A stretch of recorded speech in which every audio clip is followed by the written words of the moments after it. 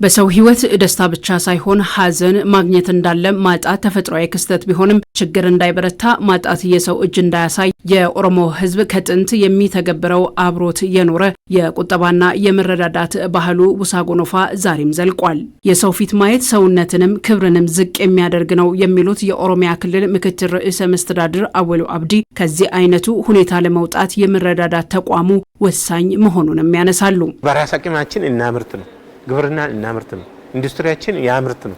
ይሄ ኢትዮጵያ ታምርት የሚል ኢኒሺዬቲቭ አለ የጠቅላይ ሚኒስትር። ኢትዮጵያ ታምርት፣ ግብርናችን ያምርት፣ የተተረፈረፈ ምርት እናምርት፣ እዚህ ላይ ቫልዩ አድ እናድርግ።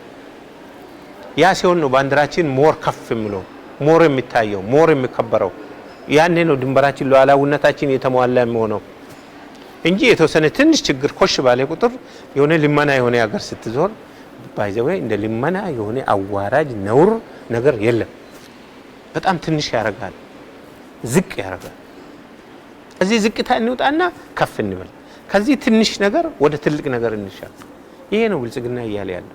ከጓዳ የሚጀምረው መረዳዳት እስከ ሀገር በራስ አቅም እንዲሆን ተፈጥሮ ፊቷን ባዞረች ጊዜ ሁሉ የውጭ እጅ ላለማየት ወገን ለወገኑ እንዲደርስ ቡሳ ጎኖፋ ገመናን ከታች ሆኗል። የራሳችን የተፈጥሮም ሆነ የሰው ሰራሽ ችግሮችን በራሳችን አቅም ልንወጣ ይገባል። ለማንኛውም ሰው ሰራሽና የተፈጥሮ አደጋዎች የማይንበረከክ ሬዚሊየንት ኢኮኖሚ እንፍጠር ነው እያለ ያለው። ስለዚህ ከዚህ አንፃር ቡሳ ጎኖፋ አንደኛ ኦሮሞ ህዝብ ውስጥ የነበረ ባህላዊ የመረዳዳት ስርዓት ነው። ችግር ሲደርስ አንደኛ እርስ በርስ፣ ሁለተኛ ለወንድሞቹ ለጎረቤቶቹ፣ አለፍ ብሎም ደግሞ ለዓለም ማህበረሰብ ጭምር የመድረስ ትልቅ ዓላማ ሰንቆ ይዞ የተነሳ ግዙፍ አንድ ተቋም ነው ብለን መውሰድ እንችላለን። ኢሳቢው ትልቅ ነው፣ ራዕዩ ትልቅ ነው፣ የተሰጡ ስልጣኖችም ትልቅ ነው፣ እየሰራ ያለው ስራ ትልቅ ነው። በዚህ 2-3-4 ዓመት ውስጥ 29 ሚሊዮን አካባቢ አባላቶች አሉ። ማንኛውም በዚህ ደረጃ በዚህ ፍጥነት በዚህ አጭር ጊዜ እንደዚህ ያክል አባላት ያፈራ ተቋም ነው።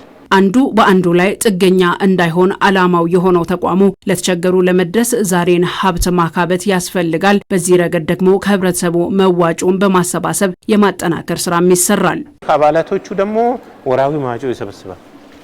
በዚህ የሚሰበስበውን ወራዊ መዋጮ መልሶ ለሰብአዊ ድጋፍ ያውላል። ሁለተኛ በጉማታም ይሰበስባል። ሶስተኛ ደግሞ ይሄ የሚሰበስበው ብርም እንደ ፈንድ ሆኖ ለልማትም እንዲውል እያደረግን ነው። መልሴን እርሻ ማረስ ጀምረናል። ከህዝብ ብቻ ለምንድን ነው የምንሰበስበው? ቡሳ ጎኖፋ ለምን አያርስም? እርሻ ላይ ለምን አይገባም? ኢንዱስትሪ ላይ ለምን አይገባም? ትራንስፖርት ላይ ለምን አይገባም ብለን ትላልቅ ስራዎች ቡሳ እንዲገፋ አድርገናል፣ እንዲገባበት አድርገናል። ምክንያቱም ሁሉ ጊዜ ህዝብ ብቻ እየሰበሰብክ ችግሩን አትወጣው።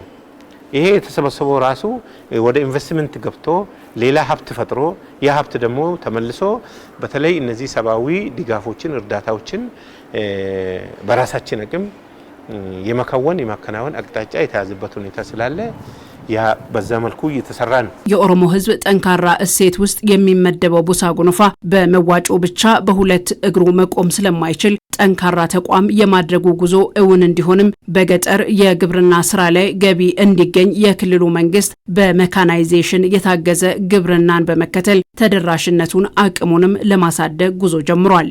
ወደ ልማት ወደ ገቢ የማመንጨት ስንገባ የቤተሰብ ብልጽግናን የማረጋገጥ ስራ በግለሰብ ደረጃ በቤተሰብ ደረጃ ይሄን ከተል ብለን ከ3 ሚሊዮን አካባቢ የሚጠጉ ተፈናቃዮች ተረጂዎች ነበሩ። አሁን ይሄንን አውርደን በጣም ትርጉም ባለው መልኩ አጥርተንም አውርደንም ከ80% በላይ አሁን ቦታቸውን አስይዘን ራሳቸውን እንዲያመርቱ አድርገናል።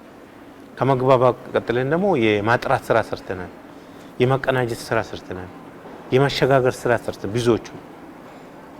ስለዚህ ይሄን አድርገን ኦልሞስት ከዚህ በፊት በተለይ ሴፍቲኔት እርዳታ ላይ የነበረውን የተሳሳተና የተዛባ አመለካከት ትርጉም ባለው መልኩ ቀይረን